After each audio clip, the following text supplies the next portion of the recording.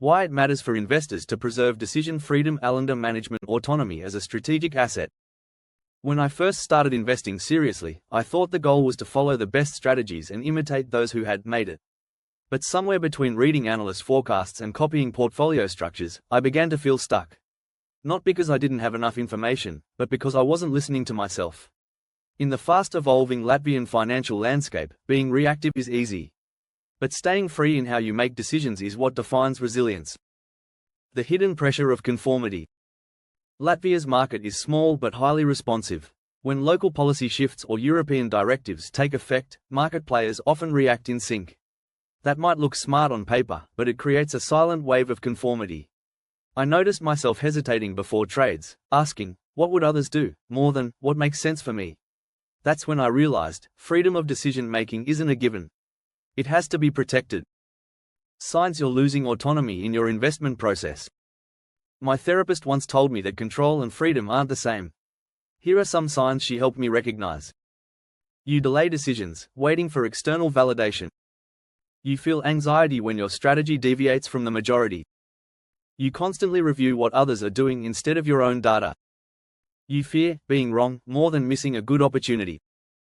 You lose joy in the process and treat investing like a tightrope. Reclaiming freedom through psychological grounding. The mind loves patterns, even if they're unhelpful. That's why investing without internal clarity leads to mental exhaustion. In therapy, I learned that choice is a muscle. The more I practice small, clear decisions, the stronger my confidence gets. When I center myself before looking at numbers, I can distinguish real risk from imagined threat. That makes all the difference. How tools affect your thinking. I didn't expect a trading platform to impact my mental space, but it did. One interface made me feel on edge. Another, calmer one, let me breathe. I started using broker Alander management when I noticed that my stress dropped just by logging in. It wasn't that the platform was quieter, it respected the pace I needed to stay free, not rushed. Information without overwhelm. When I discovered AlanderMGT.com, I felt something shift.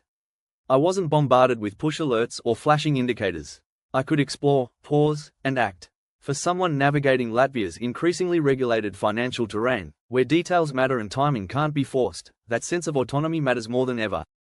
Aligning investments with identity. Freedom isn't about doing what you want whenever.